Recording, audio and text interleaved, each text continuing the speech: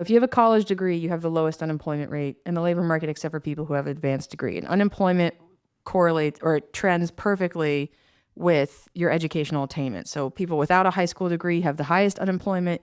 People with a postgraduate degree will have the lowest unemployment, and they just kind of stack perfectly in between. So the unemployment rate for all workers could be 4%, but the unemployment rate for college graduates would be 2.5%.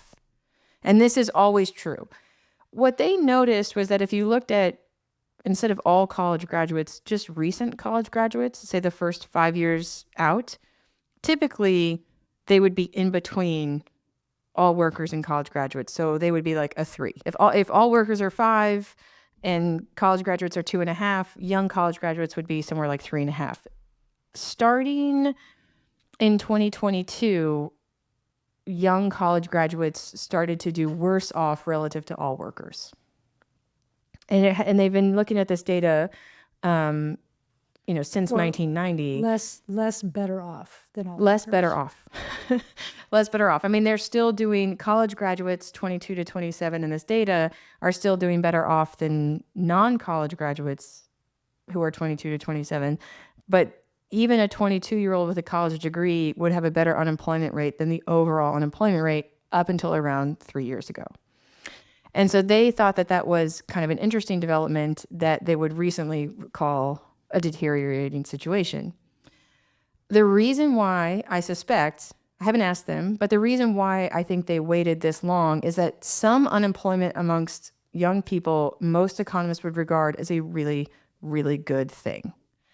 And that younger workers having a higher unemployment rate is a signal of a really good functioning labor market doing what it's supposed to do for young workers. Right, where they're trying on different jobs and changing careers and also maybe even taking time between jobs to do something else.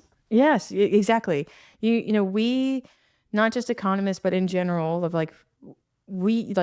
you want people to find the job and career that's best for them, and it is wildly unreasonable to assume they'll find it at 19 or 22 when they enter the labor market, or even 26 if they got, or 27 if they got graduate degrees, or like 31 in my case, because I stayed in school till like the 21st grade.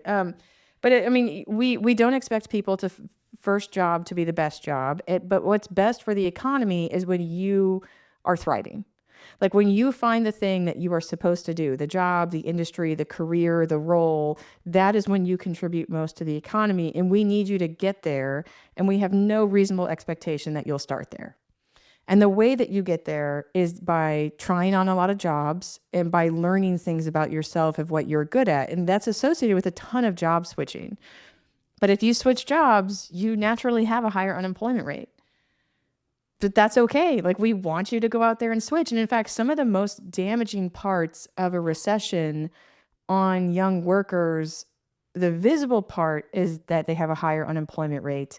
But the damaging part is that they don't have as much movement during really critical years.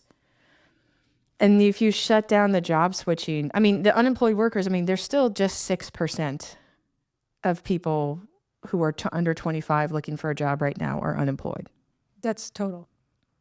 Yeah, it's like that's 6%. That's not just college. No. Of college graduates who are 20 to 24, their unemployment rate is 6.5%. Okay, so we are talking about college graduates. Okay. But that's still really low. That's a fraction of the total group that is directly and adversely affected, through this higher unemployment rate. 94% of them who supposedly want a job have found it. Yes. But what kind of hurts young workers at this time period is those 94% will also have a hard time switching jobs, and they won't learn as fast. They won't experiment as much. And in each job switch, especially in their first 10 years of your career, are associated with wage bumps.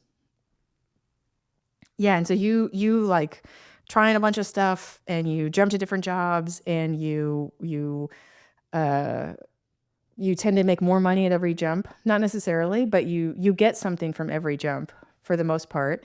This is also why you'll see kind of like a small peak in like postgraduate degrees closer to like age 30. Well, we'll see like if you look at like long labor market data, For people who have a high school degree, you can see like there's like a 10-year sweet spot of like after being in the market for 10 years, it's when you can start to see some really radical jumps of like, I'm going to go and get an undergraduate degree at age 28, or like I'm 30 and I'm going to go get a PhD. And people make these big jumps, but that is a function of often like what they have learned through their labor market experience. Oh, they've been out working and they're like, okay, you know what? I do want to go get a degree in economics or whatever. Yeah. I had been out for 4 years when I decided to go get a PhD. And that was not anything I had possibly envisioned for myself while in college. But then afterwards, I was like, I think I'm going to go get a PhD in economics. My dad was like, okay. You should be a lawyer, right? And I'm like, we'll get there, maybe. Yeah, I should have been a lawyer. Both my parents are lawyers.